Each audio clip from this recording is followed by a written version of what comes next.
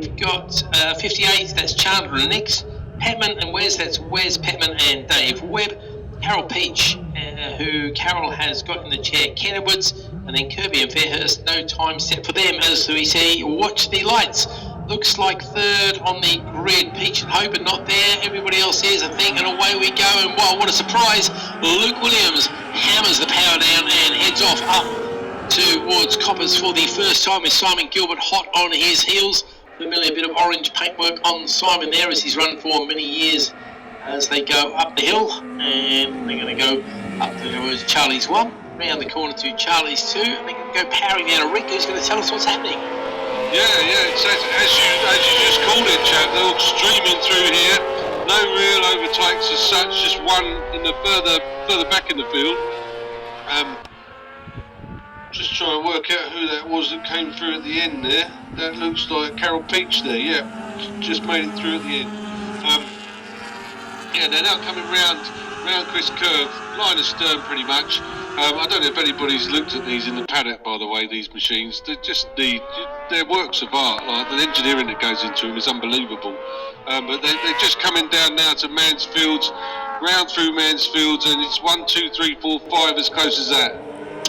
Well, apart from the one, I think, mate, it's the one, then you get a long pause. Oh, yeah, correct. Luke Williams is doing exactly as you'd expect somebody who's got a 4-second advantage in qualifying to do, and he's disappearing off. Showing clean set of hoosiers to everybody out there. He is really the class of the field, and I think if I remember rightly, he was on the podium in the World Championship. Certainly, he was on the podium in races. It might have been the top step. He is very, very rapid. He started with us a few years ago. I remember him because for the first time ever, in fact the only time I think, I gave the Rider of the Day award to a sidecar driver because first time out he was on the podium in a sidecar, which is virtually unheard of, really. Okay, over the line then we got a little bit of a battle going on because Gilbert with Pillmore Brady in the chair and Hegarty and Neve, they were pretty much side by side over the line, so watch those two. They'll be coming over the top there towards you. That's the number 11 machine, number 33 machine. Yeah, they are, as you just described, one behind the other. I don't think there's going to be an overtake. There might be an overtake up at Park, actually. I didn't think it was close enough, but it looks like it's gone for a look up the inside. Right, the top three all showing as F1 machines. The F2 machine, Bainborough and Rudland in fourth, is the first of the F2 machines. They're ahead of Ilaria and Saunders. You were talking about the engineering in these machines, mate. The one for me, obviously the Sidecar Festival is the ultimate. We don't do that anymore, unfortunately, which is a great shame. We're not doing that this year.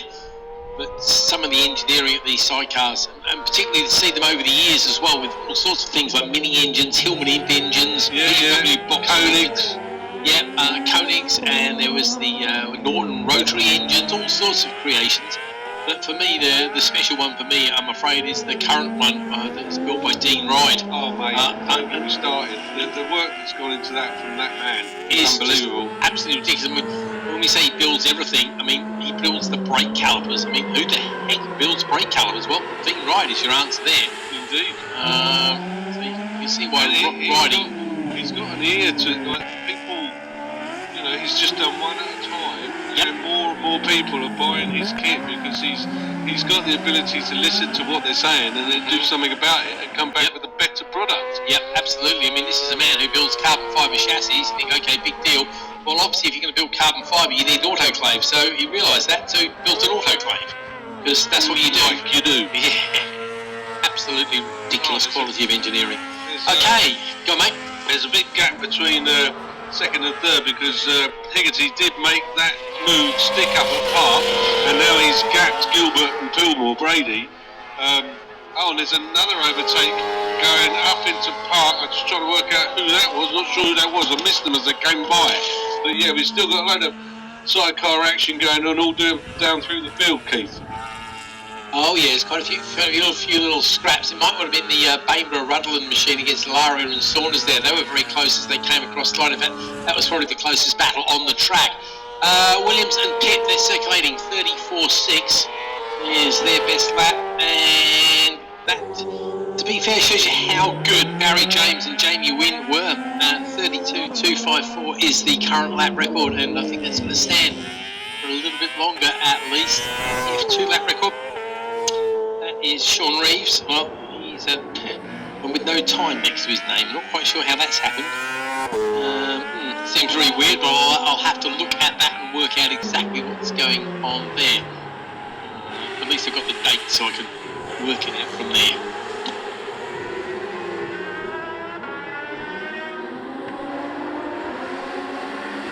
Yeah, you're right about Hegarty and Neve. Sean has come across the line well clear of Simon Williams and Gilbert. Pitt have decided they want to use the grass with the out wheel.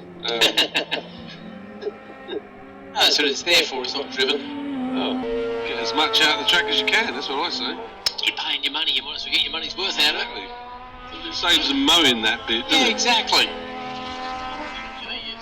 I got told off for that once. Money. I got told off by the Lyddon support staff for mowing the grass with my shoulder at Paddock Bend.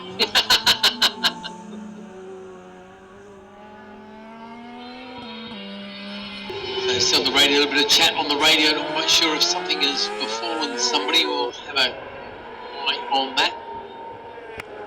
As we are now halfway through the race, and Luke Williams, Jason Pitt, I think it's Jason. I do apologise if I've got that wrong. I'm relying on my memory, and that is really not a good thing to rely on, I'm afraid. They've gone fastest in sector 1 there.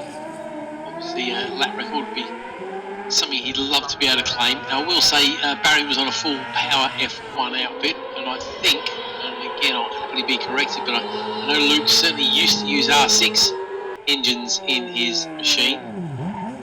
Doesn't look as though it's told us exactly what he's running there. All we know is it's an LCR Yamaha, so it may well still be the R6 motor. I do seem to recall him telling me he detonated 3 of them a few years ago, so maybe he's gone for the other option, which Simon Gilbert has, and Simon actually uses the R9 motor, the triple, in his machine. It took a bit of development. He did the development on it because it's a dry sump configuration, so that took quite a bit of work to get it to the point he needs it to be. Yeah, so we come back there to what we were saying, like if you want to be a sidecar driver, you really do need to have to know your engineering. Oh yes, you know, actually being able to, it's all right having this kit, but you've got to be able to understand it and then modify it. If you're going to put, like, change the engine in one of these bikes is unbelievable. It's not just as simple as throwing something else in there, is it? No, not at all. There's a whole lot of engineering that goes into it, redoing the mounts and things like that. The other thing which I learned many years ago, which I'd never realised at the time, was I was having a good look at Gary Smith's outfit. Again, a Milano Championship winner back in 2016. And Gary got that award because he won the Sidecar Championship, but he also won the Formula 400 Championship. He was literally hopping out of one bike or an outfit on Sorry, Gary Smith. I couldn't quite hear you. Hey? Sorry, I couldn't quite hear. I've just. That's all right. It was Gary Smith, who was literally coming from the outfit onto the Formula 400 machine. When was this? It rings a bell. 2016. Oh, okay. And he would literally get out of one outfit, the STC machine, and jump onto the bike. You sometimes have to quickly change his leathers and boots because you wear different boots and different leathers. Obviously, you don't want your knee sliders in the chair. But most remarkably, and I never realised this till I was having a good chat with Gary one day and a good look at his outfit, I realised that the gear change and the brakes are on different sides to what they're on a motorbike as well. Oh, now for me, that's talented. You know what I mean? And so every year, the board decide who wins the Milano Championship. And I think they were really glad that was the easiest one ever. I mean, for somebody to win 2 championships or 2 and 3 wheels, that became a total no-brainer, really. Yeah. I mean, he's not the only person to have won a championship on 2 and 3 wheels. My old mate Billy Phil did the same thing. I was going to say that, yeah, but he didn't do it the same year. That was the difference. I think he was Formula 400 champion one year, Sidecar champion the next, something like that. It's like Freddie Spencer territory, isn't it? Horribly close to it, yeah. Not many people can lay claim to that. So what Gary did was, for me, one of the most remarkable achievements I've seen, because the difference in drive, annoyingly, it was actually Bill Phil who said I could take his sidecar for a blast and set it on one day, and then he went and sold it the week before, very annoyingly. I was genuinely looking forward to giving it a bit of a try. Oh, okay. Okay, we're getting very close to the end of this race. I see the last lap flag going out because we're rambling on a bit here, because there's not a lot to talk about on the track, to be fair. Everybody's going around quite safely, quite quickly. none more so than Luke Williams and Jason Pitt there. Sean Hegarty with Neve in the chair there. So James Neve lead the way ahead of Simon Gilbert and Jed Gilmore Brady. F2's being led by Brian Laria with Josh Saunders in the chair. Behind them it is the number 15 machine of Stuart Bainborough and Danny Rutland, who are currently in second, and they're looking very good to finish there as Williams and Pitt and Hegarty and Neve do take the checkered flag. And then third place in the F2's. I think they're going to finish there as well. It's the 37 machine of Charlie Moffat and Zach Andrews. So the flag comes down on this particular race. There goes Simon Gilbert over the line to pick up yet another medal. Again, he's another man who's probably got boxes of trophies and medals in the loft somewhere. They're probably glad they went from trophies to medals. Take up a lot less space, don't they?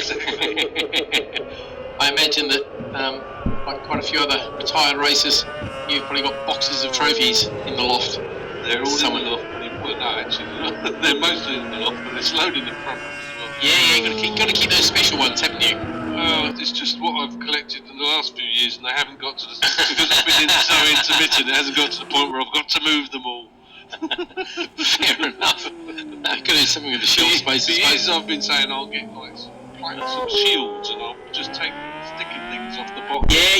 Do them year by year, but I've never got around to it, so... Well, it's not like your shelves are full of books, so, you've got to do something with them. Not what, sorry? Not full of books. Who, me? It's just another word that's difficult to spell, huh? Okay, that concludes the first of this weekend's three-wheeled events, and I'll make a note to update the F2 sidecar lap record from way back when. Hope nobody else has beaten it over the years. Probably only have to go back a program or two to find the correct number. As we get ready for our next race, I'm trying to think who I know in the paddock who might be nice to come along and hand some envelopes out to riders. But there we go, I'm looking for a volunteer. Anybody in the paddock, don't care, you can be young, you can be old,